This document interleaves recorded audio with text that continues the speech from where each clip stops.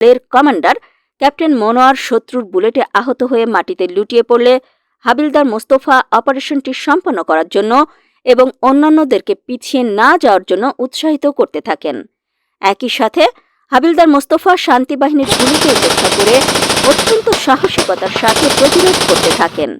তিনি একাই শান্তি বাহিনীর ৩ জন সন্ত্রাসীকে ঘায়েল করতে সক্ষম হন।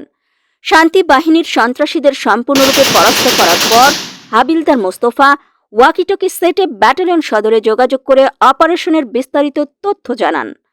অতঃপর হেলিকপ্টারের মাধ্যমে সকলকে ব্যাটালিয়ন সদরে নিয়ে আসা হয়। এই অপারেশনে শান্তি বাহিনীর ৫ জন সন্ত্রাসী নিহত হয়।